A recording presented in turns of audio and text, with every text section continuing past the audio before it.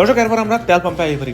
ওরে বাবা এই সব দেশে তেলের দাম হলে গাড়িতে মন চা কান্দে করে লই এরপর যাই। আমরা এখন যেই তেল পাম্পে আইছি এই তেল পাম্পে প্রতি লিটার ডিজেলের দাম হয়েছে 2 ইউরো 60 সেন্ট করে, যা বাংলাদেশ টাকা হিসাব করলে প্রায় 300 টাকার উপরে দাম আছে প্রতি লিটার তেলের দাম। মার্কেটে খিচুড়ি দেখতে পাইলাম, এই ধরনের খিচুড়িগুলো যারা আবার মার্কেটে রাহে আর ইতালিয়ানরা এইসব জিনিস খায় দেখে খুবই খুশি হইলাম। আমার দাদুর বয়স প্রায় 100 বছর ক্রস করে ফেলাইছে, সে চাইলেই আসলে অন্যান্য চকলেট চাবাই চাবাই খাইতে পারবে না। তার জন্য আসলে এই ধরনের ক্রিম জাতীয় যে চকলেটগুলো আছে, এই যে মিমিগুলো আছে, এইগুলো নেওয়ার চিন্তায় আছে। কিন্তু বাবা খোঁজতে আছে যেগুলো আর কি প্লাস্টিকের বাড়া ওইগুলো, কারণ এই কাছের বাড়া এই বিমানে নিতে আনতে অনেক সময় ভাঙ্গিয়ে যায়। আমি আমার জীবনে এখন পর্যন্ত কোনো টেরা এরকম রিমোট কন্ট্রোল দেখিনি। এরপর ছোট ভাই বললাম যে ভাই এইটারে নিয়ে নাও, জিনিসটা দেখতে খুব ভালো দেওয়া যাইতেছে, আমিও খেলতে পারবো তুমিও খেলতে পারবো। না এত বাজেটের মধ্যে আমরা যাইতে আছি না, এগুলোর এক একটা দাম বাংলাদেশি টাকায় প্রায় 7,000 8,000 10,000 টাকা পর্যন্ত। এত বাজেটের মধ্যে না, বাজেট আসছিল 10 ইউরোর ঈদ উপলক্ষে, কিন্তু ছোট ভাই সেই 10 ইউরো ক্রস করে দিয়ে ফেলা গিয়ে সে 15 ইউরো দিয়ে। আসসালামু আলাইকুম সবাইকে, ইতালি থেকে শেখ নিলয়, কি অবস্থা সবার? আশা করছি সবাই খুব ভালো আছেন, আল্লাহর রহমতে আমি অনেক ভালো আছি। ঈদ মোবারক, ঈদ মোবারক, ঈদ মোবারক। আজকে ঈদের দ্বিতীয় দিন আসলে ইতালি, আর আমার মনে হয় সবাই ইতালি ছাড়িয়ে অন্যান্য দেশে গেছে গেট করার লেগে, কারণ আজকে রাস্তায় মানুষজনের সংখ্যা খুবই কম আছিল। কারণ আজকে দিনটা আসলে রবিবার দিন দুপুর বেলা সাধারণত মানুষজন একটু কমেই থাকে রাস্তাঘাটে, মানুষজনের সংখ্যা খুব একটা বেশি দেখা যায় না। বিকালে রাইতের দিক দিয়ে একটু মানুষজন বা ওরান খাইবে লইবে, খাওয়ার পর ড্রিঙ্ক মিনিং করবে, তারপর নেশা মেশা যখন কাটবে, তারপরে ধীরে সুস্থে রিল্যাক্সে সবাই ঘরের তন বাইরে। বাংলাদেশ তো রাস্তাই বাইরে যায় না, যে পরিমাণে মানুষ আর যে পরিমাণে রাস্তাঘাটে ভিড়ভাট্টা জমিয়ে থাকে, জটলা লেগে থাকে খালি হেনে হইনে। আর মানুষ ঈদ করতে যাই যে ঘটনার মধ্যে পড়ে ওই দেখার পর ঈদের কোনো রুচি থাকে না। তো দর্শক আজকে আমরা যাইতে আছি আমরা যাইতে আছি একটা মার্কেটে। ওই জায়গায় যাওয়ার পর ছোট ভাই নাকি কোনো একটা গিফট কিনবে, মানে সামনে ছোট ভাইয়ের জন্মদিন আইতে আছে, এরপর আবার ঈদ উপলক্ষে, এরপর বাবা যাইবে বাংলাদেশে। এই বাংলাদেশে যাওয়ার আগে নাকি কিছু একটা কিনে দিয়ে যাইতেছে, তো আমরা সেই জিনিসটা কিনতেই যাইতে আছি। এখন ওই মার্কেটে যাওয়ার আগে কোন দিকে যাই না যাই কই জানি না, যাইতে থাকি সামনে দেখা যাক যে কি করতে পারি। দেখেন রাস্তার অবস্থাটা কি, একদম রাস্তা সব ফাঁকা, একটা গাড়িও নেই। আজকে দুপুরে বাইরে যেবার কিছু ডবাক হয়ে গেলাম, কি রে স্বপ্নের মধ্যে আছে নাকি? এই টাইমটাই সবসময় ফেরাইতে বাইছিলাম, মানে নেক্সট যদি বাইরে নেট করবো এই টাইম দিয়ে বাইরে, রাস্তাঘাটে কোনো জ্যাম থাকে না, ভালোই লাগে। দর্শক আমরা এই জায়গায় গাড়িটা পার্কিং করে এখন যাবো এই জায়গায় একটা পাকিস্তানিদের দোকানে, ওই জায়গাতে নাকি আমু কাঁচামরিচ কিনবে। না কাঁচামরিচ আমু কিনে একলা তো খাইবে না, কাঁচামরিচ বাসা সবাই খায়। কাঁচামরিচটা আসলে খুবই পছন্দ। কাঁচামরিচ দিয়ে আসলে কোনো খাওয়ান যদি খাওয়া হয়, হ্যাঁ ওই খাওয়ান যদি স্বাদ নাও হয় এরপরও মনে হয় ভালো লাগে। এই জায়গায় দাম পাকিস্তানিদের দোকানটা খুব একটা বেশি দূরে না, তবে এই পাকিস্তানিদের দোকানটা খুব একটা বেশি ভালো না। ওরা আসলে লড়তে চড়তেছে না। পাশে আরেকটা শহরের নাম হয়েছে আলবাদরিয়া থেকে, ওই শহরে প্রায় সময় যাওয়া হয়, প্রত্যেক সপ্তাহে 2-1 বার যাই। ওই সব দোকানে গেলে মানুষ লাফাই মালমাত্রা দিতেছে। আর এই দোকানটার মধ্যে হানলে যে বেসে হে মনে করেন ঘুমায় ঠায় হ্যাঁ ডাকিয়ে যাই উড়ান লাগে, কি যে একটা অবস্থা রে ভাই। এই দোকানের মধ্যে একজন মানুষ নেই, চারিদিকে খালি আমরা। আর যে দোকানদারি করে হে এক লাখ বই পান বিড়ি খাই, আসলে কোনো মানুষ নেই। পরে হ্যাঁ কথা গেলাম, তারপর কইলাম কাঁচামরিচ আসেনি, কয় কাঁচামরিচ নেই। পরে এই জায়গায় ডিম লইছে, কতটা ডিম লই যাবেন কি। এই ধরনের ডিমগুলো আবার মজার, হাঁসের ডিমের লাল লাগে, সাদা সাদা ডিম। এখন এই কি হাঁসের ডিম না মুরগির ডিম না ফার্মের ডিম, এই আমি কইতে না, তবে খাইতে আমার দ্বারে বেস্ট লাগে। এখন আমরা যাবো কোন দিকে নিজেরাও জানি না, কারণ ছোট ভাই বাইরের পরে যেই মার্কেটে যাইবে। আমরা সিগন্যাল অপেক্ষা করতে আছি, কারণ এইসব দেশের সিগন্যাল মান্য করে চললে আল্লাহর রহমতে রাস্তাঘাটে দুর্ঘটনা খুব একটা বেশি হয় না। এই জানি সিগন্যাল সবুজ বাতি জ্বলতে আবার হলুদ বাতি জ্বললে লাল বাতি জ্বলিয়ে যায়, মানে মানুষের আর কি থামতে হয়। এই কয়েক মিনিট পরে আর কি সিগন্যালগুলো এরকম পাগলের ধান জলে নেবে। দর্শক এরপর আমরা তেল পাম্পে আই করি। ওরে বাবা এই সব দেশে তেলের দাম হলে গাড়িতে মন চা কান্দে করে লই এরপর যাই। আমরা এখন যেই তেল পাম্পে আইছি এই তেল পাম্পে প্রতি লিটার ডিজেলের দাম হয়েছে 2 ইউরো 60 সেন্ট করে, যা বাংলাদেশ টাকা হিসাব করলে প্রায় 300 টাকার উপরে দাম আছে প্রতি লিটার তেলের দাম। এখন যদি 300-350 টাকা দিয়ে যদি 1 লিটার ডিজেল কিনে যদি গাড়ি ঘোড়া চালান লাগে, কেমনে মানুষের চালায় কম দিকে। যাই হোক দর্শক, ছোট ভাই এই জায়গাতে যা কিছু করা সবকিছু করতে আছে, টাকা দিল, তারপর কয় নাম্বার লাইনে আমরা গাড়িটা রাখছি, কোন ট্যাঙ্কির পাশে গাড়িটা রাখছি, সমস্ত কিছু এই জায়গায় লিখে দিতে আছে। এরপর এই জায়গায় ওকে করে দিল যে তেল আমাদের ওই জায়গায় গেছে গিয়ে। এরপর আমরা ওই জায়গায় যাইয়া তারপরে তেলের যে মুখটা আছে ওই মুখটা ভালো করে খুলতে হবে চাবি দিয়ে। আসলে এই জিনিসটা যে কেমনে খোলে আমি এখন পর্যন্ত ভালো করে কইতে পারি না, চাবি দিয়ে বারবার করে মোড়াই কিন্তু খোলার যে সঠিক নিয়মটা কেই কইতে পারি না।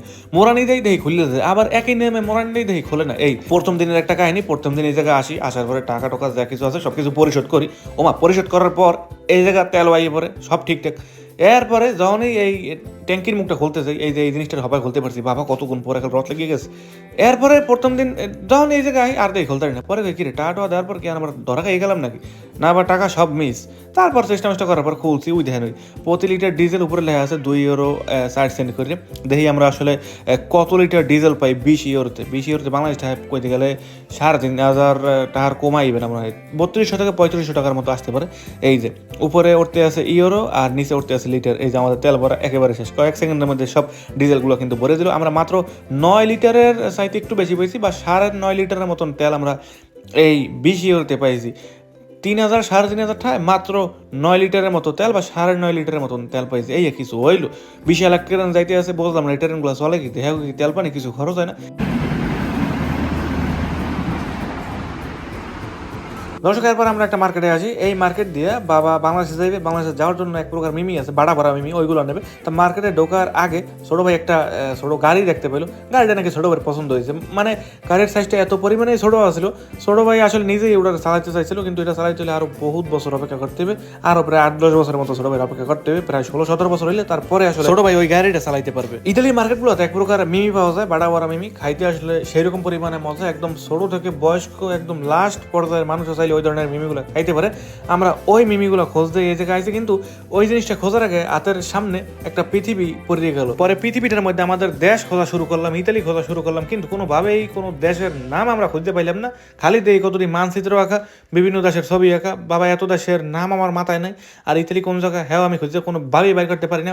এরপর দর্শক একটা ঘর ঝাড়ু দেওয়ার মেশিন দেখলাম। এই মেশিনটা অনেক উপকারী একটা মেশিন। আমরা সাধারণত এই ধরনের একটা মেশিন কেনার নেইতে আসি, অনেকদিন ধরে এটা নেইতে আসি, কবে আসলে কিনবো কবে আসলে কিনবো। আজকেও কোনোভাবে কিনতে চাইতে আসি না, কারণ এত বড় একটা মেশিন যদি একটু ভাবে চিন্তা না কিনি তাহলে কোনোভাবেই হইবে না। মার্কেটে খিচুড়ি দেখতে পাইলাম, এই ধরনের খিচুড়িগুলো যারা আবার মার্কেটে রাহে আর ইতালিয়ানরা যে এইসব জিনিস খায় দেখে খুবই খুশি হইলাম। আসলে এই যে খিচুড়িগুলো এগুলো ফ্রিজে যেহেতু রাখছে, চাইলেই আসলে ফ্রিজ তো বাইর করে তারপর খাওয়া সম্ভব না, এইগুলোর ভালো করে গরম করে তারপরে খাইলে আসলে মজাটা বেশি লাগবে। দর্শক, আমার দাদুর বয়স প্রায় 100 ওভার, 100 বছর ক্রস করে ফেলাইছে। সে চাইলেই আসলে অন্যান্য চকলেট চাবাই চাবাই খাইতে পারবে না, তার জন্য আসলে এই ধরনের ক্রিম জাতীয় যে চকলেটগুলো আছে, এই যে মিমিগুলো আছে, এইগুলো নেওয়ার চিন্তায় আছে। কিন্তু বাবা খোঁজতে আছে যেগুলো আর কি প্লাস্টিকের বাড়া ওইগুলো, কারণ এই কাছের বাড়া এই বিমানের নিতে আনতে অনেক সময় ভাঙ্গিয়ে যাইতে পারে, আবার ভাঙ্গে সুরে মাইকে বিভিন্ন রকমের যাই ঝামেলা কিন্তু শেষ নাই। পরে এই জায়গায় খোঁজা শুরু করলাম যে কোন জায়গায় আসলে প্লাস্টিকের বাড়া আছে, কোনগুলো আসলে দেওয়া যায়। পরে এই জায়গায় খুঁজে দেই সব এইগুলো গ্লাসের, এই গ্লাসের এগুলো টাকটুক পাই ভাঙ্গে যাওয়ার রিস্ক বেশি আছে,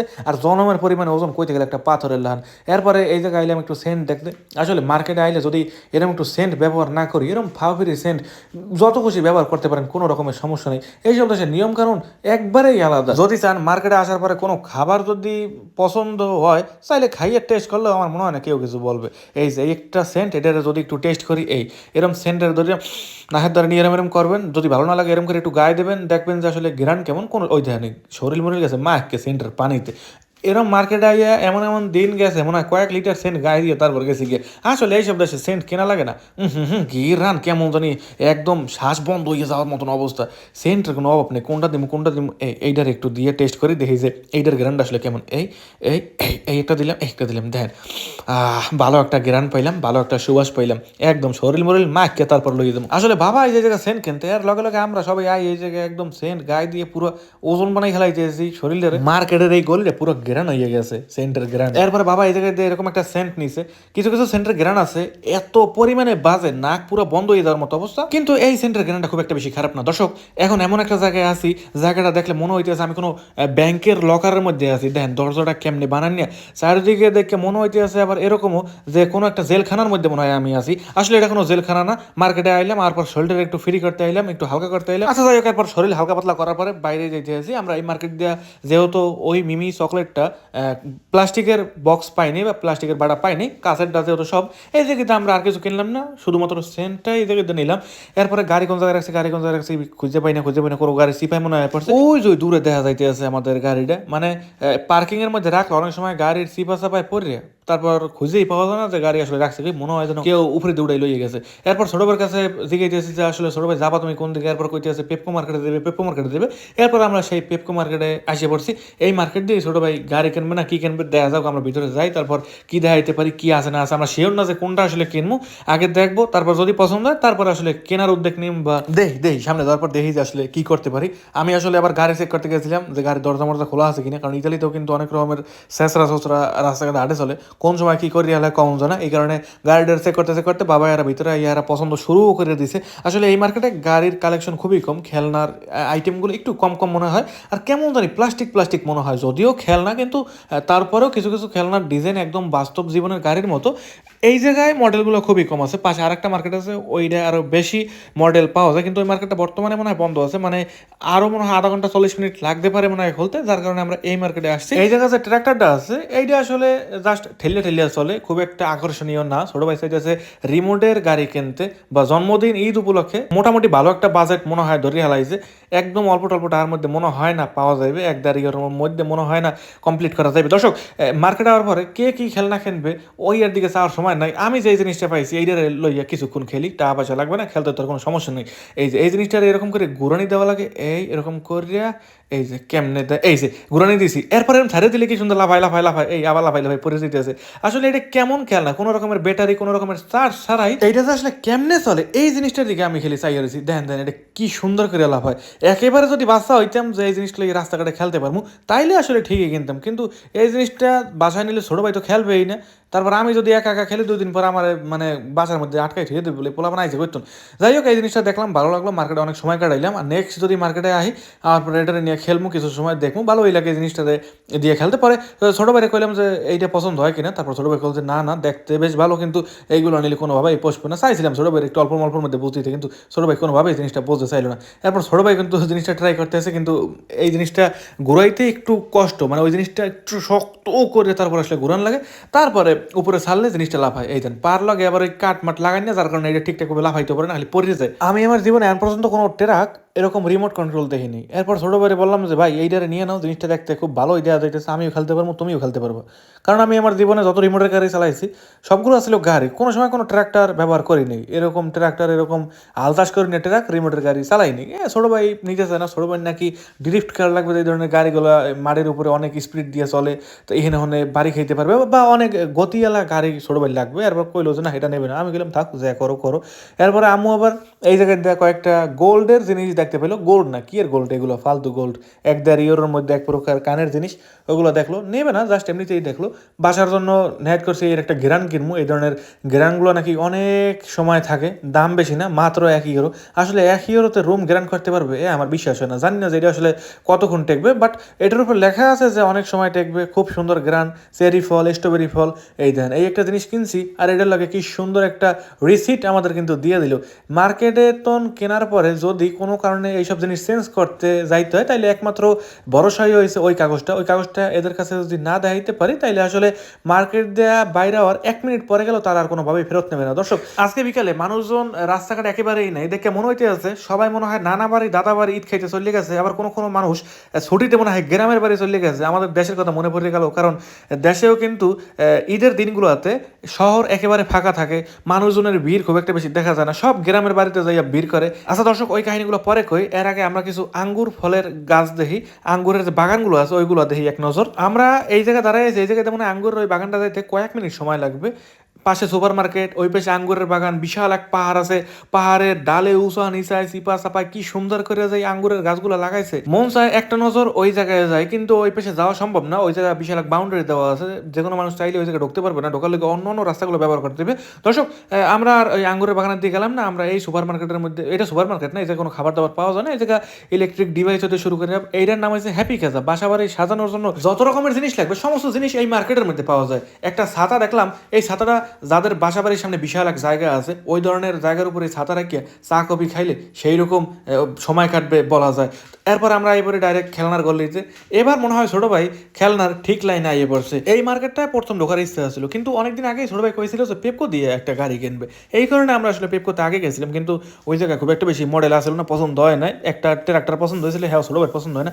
এরপর কই না, ওই জায়গায় সময় না কাটে, আমরা বরং এই জায়গায় ছোট ভাই ঈদ গিফট ঠিকঠাক পাইয়ে গেল, আমার ডান পর্যন্ত পাই নাই, জানি না যে আমি আসলে ঈদ গিফট হিসাবে কি পাই, আমার কি দেয় এই ব্যাপারে আমি কিছু শিওর না। আমার এই জায়গায় একটা গাড়ি দিলেও খারাপ হয়েছে না, যাক ছোট ভাই যে গাড়ি কিনবো এই ভাগে চোখে চালাম। এই জায়গায় এমন এমন খেলনা আছে যে খেলনাগুলো দেখলে রীতিমতন ভয় লাগে। চাই দেখেন যে এই গাড়ির চাক্কার ডিজাইনটা আসলে কেমন, চালাইবে কেমন হেয়ার কইতে না। না না, এত বাজেটের মধ্যে আমরা যাইতে আছি না। এগুলোর এক একটা দাম বাংলাদেশি টাকায় প্রায় 7,000, 8,000, 10,000 টাকা পর্যন্ত। এত বাজেটের মধ্যে না। ছোট ভাইয়ের বাজেট ছিল 10 ইউরোর মধ্যে, বাংলাদেশ টাকায় প্রায় 1200 থেকে 1500 টাকার মধ্যে একটা খেলনা ছোট ভাই কিনবে। দেখা যাক ছোট ভাই শেষ পর্যন্ত কি কিনতে পারে। রমজানের রোজার শেষে এলো খুশির ঈদ, এই ধরনের গানগুলো চাইলে কিন্তু এই গিটার দিয়ে বাজানো সম্ভব, কিন্তু এইটা দিয়ে আসলে বাজানো সম্ভব না, কারণ এটা একেবারে বাচ্চাদের জন্য তৈরি করা হয়েছে। বড় মানুষের হাত দিয়ে যদি এই তারের বেশি চাপাচাপি করে তার যে কোনো সময় ছিঁড়ে যেতে পারে। এগুলা চাইলে বাসা বাড়িতে সাজাই রাখা যায়। একদম যারা বাচ্চা, যেমন ছোট ভাই যদি চায়, তারা আসলে একটু হালকা পাতলা ভাবে বাজাইতে পারে, কিন্তু বড় মানুষের যে গান, বয়স্ক বয়স্ক গান, ওই গান 4-5 মিনিট বইয়ে যদি এর একটা গিটারে ডলতেই ঠায় একটু পর গিটার তার এখন ছিঁড়ে সব মানে একখানে হয়ে যাবে। এই গিটারটা আমার অনেক বেশি পছন্দ হয়েছে। যদি রিয়েল গিটার হইতো, অরিজিনাল গিটার হইতো, বড় মানুষের গিটার হইতো, তাইলে ঠিকঠাক কিনা নিয়ে যেতাম, দেখতাম যে আসলে কেমন কি হয় না হয়, বাসা নিয়ে ট্রাই করতাম। কিন্তু এটার বেলা হয়েছে 5 বছরের উপরের বাচ্চারা এগুলো ব্যবহার করবে, এই কোনো কথা আমার মতো মানুষ যে ব্যবহার করে, এত মানুষ দেখলে রীতিমতো চাইয়ে থাকবে। এই দরকার নেই এগুলো দেখার। বাবা রে, এই সমস্ত খেলনা যেই সব বাচ্চারা খেলে, ও কত বুক ভরা সাহস, কলিজা ভরা সাহস। চিন্তা করা যায় এই ধরনের জিনিস নিয়ে তারপর নাকি আবার খেলবে। আমার তো ধরতেই করে ডর। ভাগ্য বলো প্যাকেট করা আছে, উপর দিয়ে একটু ধরতে পারছি। কিছু কিছু হেলিকপ্টার আছে, এই ধরনের হেলিকপ্টারগুলো দেখতে যতটা সুন্দর, উড়াইতে গেলে একটু ব্রেন খাড়াই উড়ান লাগে, কারণ যে কোনো জায়গায় উড়াইতে গেলে যে কোনো সময় পড়ে যেতে পারে, এর একটা ভয় থাকতে যায়। ভালো ভালো ড্রোন আছে, যদিও অনেকদিন আগে ছোট ভাই একটা ড্রোন কিনছিল, মানে বাবা রাজধানী রোমেটন কিনে আনছিল ড্রোনটা, ওইটাই ব্যবহার করতে আছে। কিন্তু এই মার্কেটে যে ড্রোনগুলো আছে, এগুলোর প্রাইসটা একটু বেশি। বাচ্চাদের খেলনা ড্রোনে, কিন্তু তারপরেও এগুলোর প্রাইসটা একটু বেশি বেশি মনে হয় আমার কাছে, 70-80 ইউরো। কিছু কিছু ড্রোন আছে যেগুলো উপরে উঠানোর পর একটু দাপ করে পরে যেতে পারে। এই দেখেনি মার্কেটে আইসে পর আম্মু একটা কুকুর আমার কান্দে ধরাই দিল। কুকুরটা আসলে খুবই ভালো, খুবই লক্ষ্মী একটা কুকুর, একদম বাস্তব কুকুরের মতো মনে হইতেছে। এরপর আম্মু ডাম্মু ধরে ফিরে দিলাম, যে মেতন আছে ওদিকে থুইয়া বাবু, দরকার নেই এই সমস্ত জিনিস ধরার। মানে এমনভাবে কুকুরগুলারে বানাইছে, হাতে ধরার চাহিদা, ডিজাইনটা কেমন, ওরে বাবা। মার্কেটে আইসি পরে আমার কুকুরটা কি সুন্দর করে জড়াই ধরলো। এই ধরনের কুকুরগুলো কামড় দেয় না, ওরা আসলে ভদ্র। চাইলে বাসা বাড়িতে নিয়ে যারা সাজাই রাখতে চায়, যদিও বাসা বাড়িতে এইসব জিনিস রাখা মনে হয় না ঠিক, এইসব জিনিস আমার একেবারেই পছন্দ না। দেখি ভালোই লাগে, রাস্তাঘাটে ওরা লইয়ে লই আড়াআড়ি করে, এগুলো দেখতে ভালো লাগে। কিন্তু আমি নিজে যে এরকম একটা কুকুর অথবা ডগ যাই বলেন না কেন, এগুলো যে বাসায় যে পালবো, এরকম সাহস শক্তি আন পর্যন্ত হয় না। তবে যদি কোনো সময় হয় তাহলে পালা শুরু করবো। দর্শক, ওদিকে দেখতে দেখতে কিন্তু ছোট ভাই এই দিক দিয়ে তার গাড়ি চয়েস করে ফেলাইছে। বাজেট আসছিল 10 ইউরোর ঈদ উপলক্ষে, কিন্তু ছোট ভাই সেই 10 ইউরো ক্রস করে ফেলাই সে 15 ইউরো দিয়ে এই গাড়িটা নাকি এখন নেবে। এই রিমোট কন্ট্রোল গাড়ির মধ্যে কি আছে আমি ঠিক জানি না। ছোট ভাই নাকি একদম পছন্দ মতো পাইছে, বা যেই জিনিস আশা করছিল সেইটাই নাকি এইটা। এটার মধ্যে নাকি সমস্ত রকমের নিয়ম কানুন আছে। এরপর ছোট ভাই কইলাম দাঁড়াও, দুটো ছবি তুলে লই। তারপর ছোট ভাই নাকি এটা অনেক সুন্দর পছন্দ করছে।